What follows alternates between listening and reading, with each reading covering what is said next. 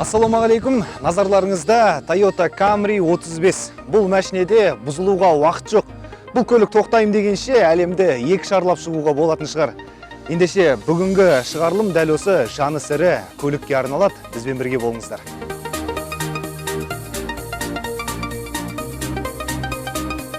Дәл осы көліктің шанағы дизайны жалпы калифорниялық дизайн студияда ойлап шығарылған. Менің ойымша, алдыңғы 20-25-терге қарағанда осы шанақ өте әдемі және көзге де жақсы көрінеді. Кішкене көлемдірек болған секілді, жалпы дизайнерлерге лайк басудан басқа амал жоқ. Менің ойымша, сәтті шыққан шанақ. Ендеше капоттың астына үңілейік. Бұл жерде 3 литрлі қозғалтқыш орнатылған. Жалпы көліктің өзі Еуропадан жеткізілген R5 комплектациясы, ең толық комплектациясы, жалпы 2005 жылғы көлік бұл. Мұнда 2,4 литрлі қозғалтқыштар орнатылды және 3 литр. Сонымен қатар осы 35-тердің, 30-дардың жалпы Біріккен Араб Әмірліктерінен және Америкадан, Еуропадан жеткізілген 3 түрі бар Қазақстанда. Енді ең мықтысы және де ең бағаланатыны осы америкалықтар мен еуропалық 35-тер. Ал енді арабтар туралы айтып ауыз ауыртпай қойын, өйткені біріншіден арабтар әлсіз болып келеді қозғалтқыш жағы, екіншіден шанағы да жалпы өзінің сұры да бір ұсқынсызырақ, сондықтан да оны айтпай қойын. Бірден осы америкалық пен еуропалықтарға өтейін. Қозғалтқышында ешқандай мін жоқ, барлығы түсінікті. Кез келген жерін өз қолыңызбен ауыстыруға болады.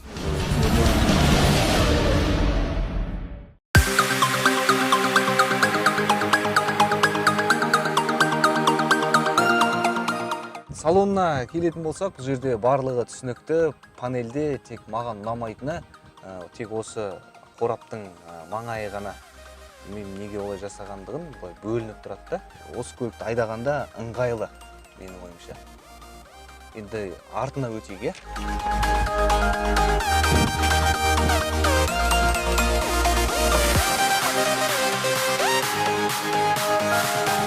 Camry 35-тің артқы жағы да кең өте және де ыңғайлы. 3 адам емін-еркін сият.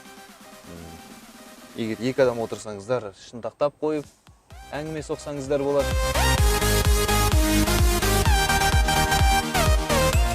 Жалпы Toyota Camry 35-тер, енді әңгімен өзі америкалықтар мен еуропалықтар деп бастағаннан кейін, енді салыстырмалы түрде ақпарат ретінде айта кетейін.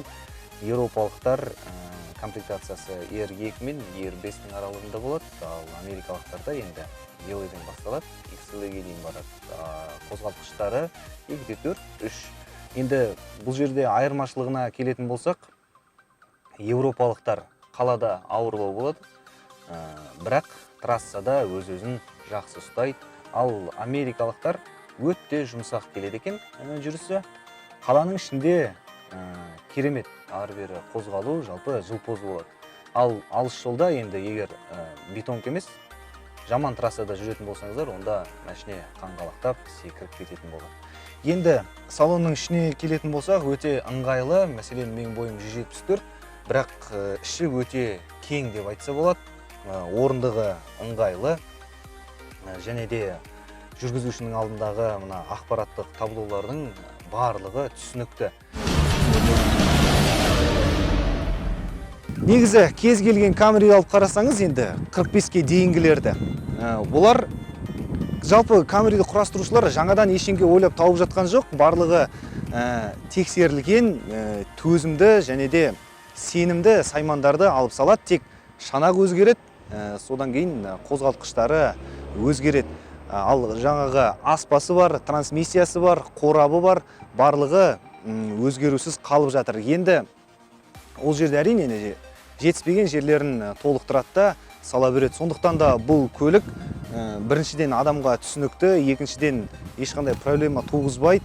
Кез келген сайманын өзіңіз ауыстыруға болады. Қосалқы бөлшектері де қол жетімді. Енді тағы бір айта кететін кеңес, жалпы осындай Camry 30-35 мінгісі келіп жүрген адамдар болса, енді менің ойымша бұндай көлікті тек Еуропадан жеткізілген толық комплектациядағы қозғалтқышының көлемі 3 осындай көлікті алған дұрыс. Сонда ғана менің ойымша бұл көлікті айдағанда ләззат алуға болады. Енді таңдау әрине өздеріңізде ғой. Енді хабар соңында түйін, мына көлік қашан да сұранысқа ие, бағасын жоғалтпайтын көлік, сонымен қатар өлмейтін мәшіне.